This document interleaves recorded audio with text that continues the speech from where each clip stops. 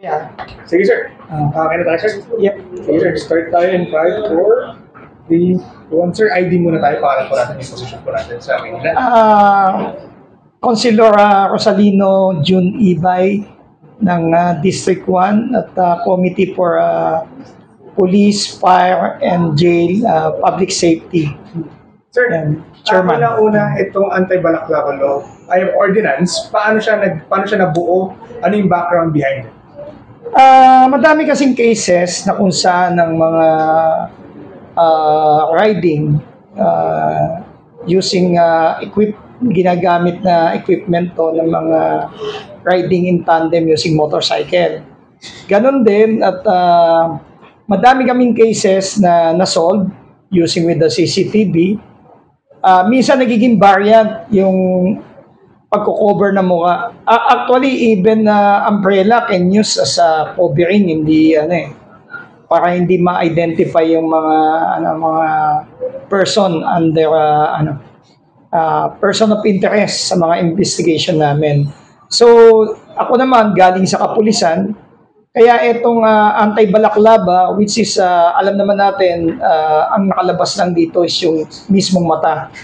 But when we review some mga cases, even yung cup, food, at alam din natin, noong September 2, yung mga nagmob, mga nanggulo ng rally, yun din ang ginamit para itago yung pagkakilanlan nila. Kailan, sir, ito naipasa and then na-implement and mayroon na ba tayong data? Kung may mga nahuli na po ba tayo? Actually, this is awareness naman eh. At mayroon mga provision na kung saan kailangan munang paalalanan ng security guard, ng barangay tanod, at ng kapulisan na ito ay nagbabawal. Magkakaroon lang naman ng implementation ng batas kung ito ay hindi sila sumunod at may a certain criminal liability din, lalo na kung pulis ang manghuhuli kasi disobedience in person of authority. At sa tingin ko naman hindi maabuso to.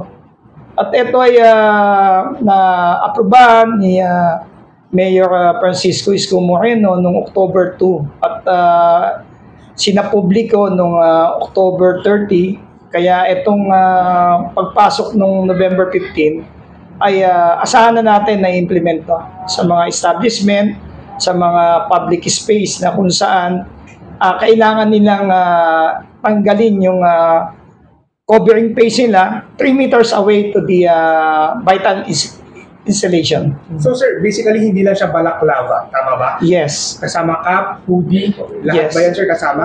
Kasama yan dun sa ordinansa na pinasa natin. But nalilito kasi sila about Section 4-1. When entering or inside commercial government or other public establishment. Kasi meron talagang mga establishmento na strict implement sila about hindi kino-cover yung mukha. No? So, katulad na lang ng pumasok ka sa bangko, there is strict sila sa implementation ng uncovering of face. So, which is isang bagay, isang lugar, excuse mo na, pakikat. Sige, sir. Tol, wag niyo akong ganunin muna. Kasi nalito ko lalo. Okay, sige. So, may mga establishment kasi na very strict enforcement ang batas. Kaya, when entering, automatic, papakita nila yung mukha nila. But, or inside, yun iba naman. Katulad ng mall. Ang mall, mga nagbebenta ng kapyan. Kaya, asahan natin, pagpasok nila, when entering, tatanggalin nila. At, kung nakapasok sila, kung hindi naman sila sisitayin ng guard, pwede nila suotin yung cap. Pero basic elementary rules. Dapat walang balaklava at helmet sa loob ng mall. Okay. Or inside. May mga establishment tayo like bank, hotel, casino na kung saan talagang pinagbabawal yan. Bawal ang cap, bawal ang face mask, kailangan nila ipakita yung mukha nila. At yun po yung purpose ng batas. Sir, additional question. Kailangan ba mga private establishment maglagay ng sarili nilang paskil? Yes. Or paano mangyayari yan, sir? Yes, nandito sa provision na to na kailangan meron silang signages or sticker at ganun din ang establishment na paalalanan ang mga customer nila na magtanggal ng covering face like cap, face mask, and hoodie para makita yung pagkakilanlan nila. Kasi meron kami ditong batas about CCTV na kung saan lahat ng establishmento ay nare-required na may CCTV bago sila makakuha ng business permit. Kaya yun yung concept ng batas. Kaya even 3 meters away from the establishment, vital installation, kailangan talaga tatanggalin nila while they are waiting at full stop. Siyempre, hindi kasama dito yung traffic sign or traffic light na may full stop. Kaya maganda yung batas, maganda yung batas. Sir, merong mga concerns yung iba na baka daw kapusuhin. Since yun nga, pag guminto, baka daw matsyempohan lang, sitahin kagad sila ganyan, sir. May mga instances. Paano yan, sir? Paano mangyayari yan? No, inside with this provision, they will call their attention at sasabihin sa kanila yung batas. Ang magiging problema lang pag hindi sila sumunod sa batas. Kasi ang nakasaad dito sa provision na kung saan kailangan paalalanan sila na may tanggalin mo yung cap mo dito at yan ay may signage. At the same time, yan ay pinagbabawal.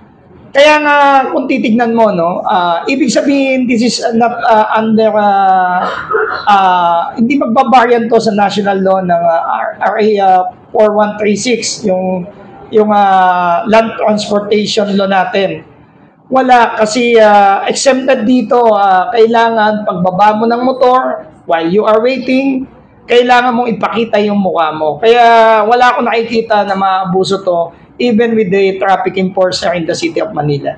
Sir, for probably last 2 questions. Penalties, ano yung penalties dito? Okay, yun, medyo mabigat. Ito. Penalties. First offense, 1,000 pesos. Second offense, fine with 3,000 pesos. And community service not exceeding 8 hours. Kasi kung barangay ang nagano sa iyo, kailangan mong para hindi ka makasuhan, no? Third offense, subsequent offense. Ito yung paulit-ulit, 5,000 and imprisonment with 15 days. Both recommendation with the revocation of driver's license kung siya ay riders or drivers. At meron pa dito, no, discretion ng court. Kasi nga, meron mga batas na pwedeng sumaklaw kung sila ay magbabiolate. Katulad ng yung sinabi ko kanina, yung disobedience in person of authority. That is a separate case kung inaresto ka na kasi nga medyo ayaw mo talagang sumunod, pinaninindigan mo yung ikaw ay tama. May batas na po dito sa lungsod ng Maynila kung saan kailangan nating galangin at unawain. Meron pa kasi ditong isa exempted dito yung law enforcer in the time of duty.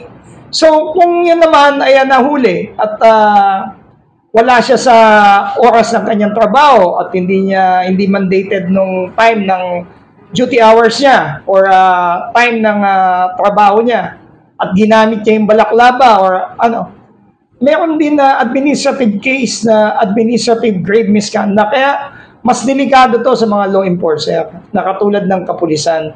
Kaya po ang publiko, particularly sa lungsod ng Maynila, wag po kayong matakot dito sa ordinansa na to. Ang agad po nito ay tong batas na to ay para matakot ang mga kriminal, hindi ang taong bayan. Alright, sir, pangalan na lang po ulit. Councilor Rosalino June Ibay ng District 1 at Chairman Committee for Police, Fire, Jail, and Peace and Order Public Safety Committee. Alright, sir, 5, 4, 3, 2, 1. Okay, sir, thank you very much. Maraming salamat. Sir, thank you.